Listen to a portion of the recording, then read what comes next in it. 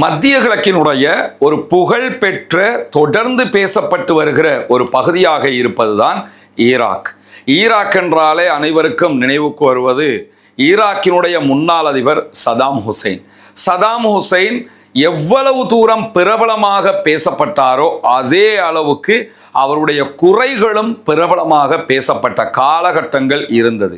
இறுதியாக Saddam Hussein அமெரிக்காவினுடைய ஆக்கிரமிப்பின் கீழாக தன்னுடைய அரசாங்க தோல்வியை ஒத்துக்கொண்டிருந்தார். அரசாங்கம் தோல்வி அடைந்தது, அவருடைய படைகள் தோல்வி அடைந்தது. கடைசியாக அவர் தூக்கு மேடையை சந்தித்தார். சதாம் ஹுசைனுடைய இறுதி நிமிடங்கள் அனைவரும் மெச்சக்கூடிய வகையில், பாராட்டக்கூடிய வகையில், தைரியமாக அமெரிக்காவை எதிர்த்து பேசக்கூடிய வகையில் அமைந்திருந்ததையெல்லாம் இன்றைக்கும் நம்ம சமூக வலைதளங்களில் பார்க்க முடியும்.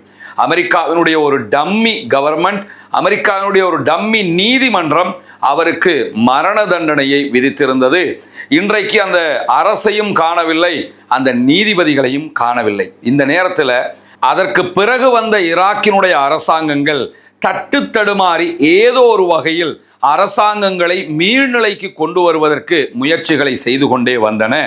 ஒபெக் உற்பத்தியாளர்கள் கூட்டமைப்பில் இருக்கக்கூடிய இரண்டாவது மிகப்பெரிய க்ரூட் ஆயில் உற்பத்தியாளராகவும் ஈராக் தான் இருக்கிறது. இந்த நிலையில ஈரான் மீதான அமெரிக்காவினுடைய யுத்தம், பிராந்தியத்தில் ஏற்பட்டு வரக்கூடிய மற்ற தாக்கங்களை தாண்டி ஹொர்முஸை முழுவதுமாக ஈரான் மூடி வைத்திருப்பது யாருக்கு மிகப்பெரிய இழப்பு சங்கடமோ இல்லையோ ஈராக்குக்கு மிகப்பெரியதொரு இழப்பாகவும் சங்கடமாகவும் மாறி இருக்கிறது.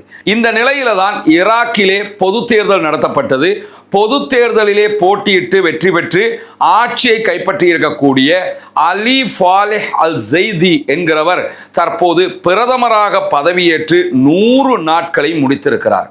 ஈராக்கினுடைய அடுத்த கட்டம் எப்படி இருக்க போகிறது என்கிற பல கேள்விகளை தற்போது அவருடைய பயணம் உருவாக்கி இருக்கிறது. காரணம் என்னன்னு கேட்டா, ஈராக் என்பது 2 நாடுகளுக்கு மத்தியிலே அதிகார போட்டியில் சிக்கியிருக்கக்கூடிய ஒன்றாக மாறி இருக்கிறது. ஒன்று, அமெரிக்காவினுடைய நேரடி கண்காணிப்பின் கீழாக ஈராக்கினுடைய அனைத்து ஏற்றுமதி இறக்குமதிகளையும் ஈராக்கினுடைய லாப நஷ்டங்களையும் நேரடியாக அமெரிக்காவே கண்காணிக்கிறது. அமெரிக்கா அதில் விட்டு கொடுப்பு செய்யவில்லை. இரண்டாவதாக, ஈராக்குக்குள்ள ஆட்சி எப்படி இருக்க வேண்டும், யார் பக்கம் சாய வேண்டும், எந்த பக்கம் முடிவெடுக்க வேண்டும் என்கிற அளவுக்கு ராஜதந்திர முருகல் நிலையையும் ராஜதந்திர உள்நுழைவுகளையும் செய்திருக்கிறது ஈரான். காரணம் என்னன்னு கேட்டா, ஈராக்குக்குள்ள சன்னி பிரிவை சேர்ந்த இஸ்லாமிய மக்கள் வாழுகிற அதே நேரத்தில் ஷியா பிரிவை சேர்ந்தவர்களும் வாழுகிறார்கள். ஷியாக்களுடைய ஆதரவு தளம் என்பது ஈரானோடு நெருங்கி இருக்கிறது. ஈரான் தான் ஈராக்கிலே இருக்கக்கூடிய 5 முக்கியமான ஷியா பிரிவுகளில் 4 கட்டுப்படுத்துகிறது. PMF என்கிற பெயர்ல, மக்கள் திரள் படைப்பிரிவு என்கிற பெயர்ல இந்த 4 அமைப்புகளும் ஒரு அமைப்பாக மாற்றப்பட்டிருக்கிறது. இந்த நிலையில தான் ஈராக்குக்குள்ள ஏதாவது தேசிய பிரச்சனைகள் ஏற்பட்டால் அரசாங்கத்தின் துணை இராணுவ படையாக PMF செயல்பட்டு வரும். அதே நேரம் ஈரானுக்கு ஏதாவது பிரச்சனை என்று வந்தால் ஈரானுக்கு ஆதரவான ப்ராக்ஸி அமைப்பாக ஈரானுக்காக ஈராக்கில் இருக்கக்கூடிய PMF யுத்தத்தில் ஈடுபடும். அந்த வகையில தான் கடந்த மாதம் சவுதி அரேபியா மேல ஈராக்ல இருக்கக்கூடிய ஈரானுடைய ஆதரவு பெற்ற ஈராக்கினுடைய துணை இராணுவ பிரிவாக செயல்படுகிற PMF ஏவுகணை தாக்குதல்களையும் ஆளில்லா விமான தாக்குதல்களையும் நடத்தி இருந்தது. இந்த சூழல்ல தான் 100 நாட்களை முடிவுறும் வகையில் செயல்படுத்தி இருக்கிறார் அலி ஃபாலிஹ் அல் ஜெய்தி என்கிற ஈராக்கினுடைய பிரதமர். அவருடைய ஆட்சி எப்படி 100 நாட்களை கடந்திருக்கிறது, அடுத்ததாக எப்படி பயணிக்க போகிறது என்பதை அல் ஜசீரா அரபு தளம் ஒரு தனி செய்தியாக வெளியிட்டிருக்கிறது.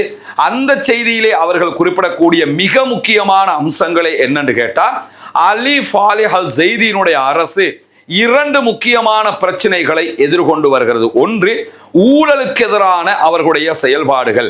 ஊழல்வாதிகள், நிதி மோசடியாளர்கள் கடந்த அரசாங்கத்தில் உழைத்து சம்பாதித்து அரச பணத்தை மோசடி செய்தவர்களை கைது செய்கிற மிக முக்கியமான ஒரு பணியை கையிலே எடுத்திருக்கிறார்கள்.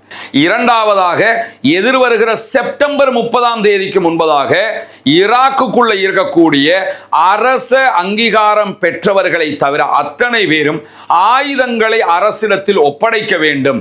ஒப்படைக்காவிட்டால் அரசு அதற்கு எதிரான தீர்மானங்களையும் நடவடிக்கைகளையும் எடுக்கும் என்கிற ஒரு அறிவிப்பையும் விடுத்திருக்கிறார்கள். இந்த இரண்டு விவகாரங்கள் தான் தற்போது அடுத்த கட்ட ஈராக்கினுடைய அரசுக்கு இருக்கக்கூடிய சவால்களாக மாறி இருக்கிறது. முதலாவது, ஊழலை ஒழிக்கிற செயல் திட்டத்தில் கடந்த காலங்களில் ஊழல் செய்தவர்கள், அரசு சொத்துக்களை மோசடி செய்தவர்கள், அரசாங்க சொத்துக்களை திருடியவர்களை தொடர்ந்து கைது செய்து வருகிறது ஈராக்கினுடைய தற்போதைய செய்தியினுடைய அரசாங்கம். ஜூன் 28 முதலாக ஆரம்பிக்கப்பட்டிருக்கக்கூடிய ஆபரேஷன் டான் என்கிற திட்டத்தினூடாக ஈராக்கினுடைய முன்னாள் எண்ணெய் எரிவாயு துறை துணை அமைச்சராக செயல்பட்ட அதுனான் முதன்மையாக கைது செய்யப்பட்டிருக்கிறார். அவரை தொடர்ந்து பல அரசியல் பிரமுகர்கள், அரசியல்வாதிகள், அதிகாரிகள் என்று பல பேரும் வரிசையாக கைது செய்யப்பட்டு வருகிறார்கள். ஈராக்கினுடைய செய்தியினுடைய அரசு முன்னெடுத்து வருகிற திட்டங்கள்ல இந்த கைது வாரண்டுகள்ல இருக்கக்கூடிய முதன்மையான செயல்பாடு என்னன்னா, திருடப்பட்ட நிதிகளை மீள அரசுக்கு கொண்டு வருவது. குறிப்பாக ஈராக்கிலே இருந்த அரசு வசம் இருந்த தங்கங்கள் திருடப்பட்டிருக்கிறது. இந்த தங்கங்கள் எங்கே, யார் வசம் இருக்கின்றன, அல்லது எங்கே இது விற்பனை செய்யப்பட்டிருக்கிறது, இவற்றை கண்டறிய வேண்டிய தேவைக்காகவும் பல பேர் தொடர்ந்து கைது செய்யப்பட்டு வருகிறார்கள். இது மக்களுக்கு மத்தியிலேயும் ஒரு பாரிய ஆதரவை உண்டாக்கி கொண்டிருக்கிறது. மக்களால் பாராட்டப்பட்டு வருகிறார் ஈராக்கினுடைய புதிய பிரதமர் அலி ஃபாலெஹ் ஸைதி அவர்கள். இந்த செயல்பாடுகளுக்காக ஈராக்கினுடைய நாடாளுமன்ற உறுப்பினர்களில் ஒருவராக இருக்கக்கூடிய இப்திசாம் அல் ஹிலாலி அல் ஜசீராவினுடைய அரபு தளத்திற்கு வழங்கி இருக்கக்கூடிய பேட்டியில ஈராக்கினுடைய நாடாளுமன்றம் முழுவதுமாக பிரதமருடைய இந்த செயல்பாடுகளுக்கு ஒத்துழைப்பாக இருக்கிறார்கள், ஊழல்வாதிகளை கைது செய்வதில் மும்முரமாக இருக்கிறார்கள் என்று நாடாளுமன்றத்தின் ஆதரவும் பிரதமருக்கு இருக்கிறது என்பதை தெளிவுபடுத்தி இருக்கிறார். குறிப்பாக இந்த விவகாரங்களுக்கு ஈரான் அரசாங்கத்தினுடைய ஆதரவும் அவர்களுக்கு இருக்கிறது. இந்த நிலையில தான் கடந்த 2 வாரங்களுக்குள்ளாக ஈரானுடைய நாடாளுமன்ற சபாநாயகர் முகமது பாகர் கலீபாப் ஈராக்குக்கு பயணம் மேற்கொண்டிருந்தார். ஈரானுடைய ஃபாரின் மினிஸ்டர் அப்பாஸ் அராக்சியும் ஈராக்குக்கு பயணம் மேற்கொண்டிருந்தார். பயணித்த நேரத்தில் ஈராக்கினுடைய அரசு இவங்களிடத்தில் முன்வைத்த ஒரு கோரிக்கை தான், ஹொர்முஸ் நீர்ப்பரப்புல எண்ணெய் வியாபாரத்திற்கு ஈராக்குக்கு மாத்திரம் ஒரு சிறப்பு அனுமதியை தாருங்கள் என்பது.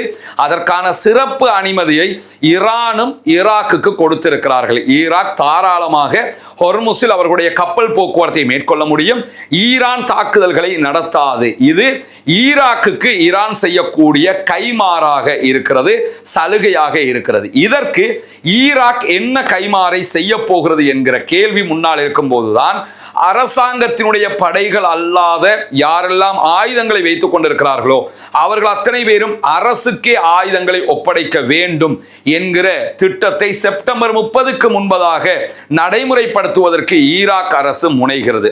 ஆனாலும் இங்க இருக்கக்கூடிய மிகப்பெரிய கொஸ்டனே என்னன்னு கேட்டா, அரசோடு இணைந்து இருக்கக்கூடிய PMF ஆயுதங்களை எப்படி அரசாங்கம் கையாள போகிறது என்பதுதான். ஏன்னா அமெரிக்காவினுடைய உத்தரவு பிரகாரம் அரசாங்கத்திடம் அல்லாத வேறு யாற்றையெல்லாம் ஆயுதம் இருக்கிறதோ அதை எல்லாத்தையுமே கையகப்படுத்துங்க என்று அமெரிக்கா சொன்னாலும், அமெரிக்காவுக்கு விரும்பாத தரப்பாக ஆயுதத்தை கையில வச்சுக்கிட்டு இருக்கக்கூடியவங்களே யாருன்னு கேட்டா PMF என்கிற இந்த ஈரானுடைய ஆதரவு பெற்ற குழுக்கள். ஆனால் இவர்கள் சட்டப்படி ஈராக்கினுடைய துணை இராணுவமாக இருக்கிறார்கள். எனவே துணை இராணுவமாக இருப்பவர்களிடமிருந்து ஏன் ஆயுதங்களை அரசு கையகப்படுத்த வேண்டும் என்கிற கேள்வி எழுந்துவிடும்.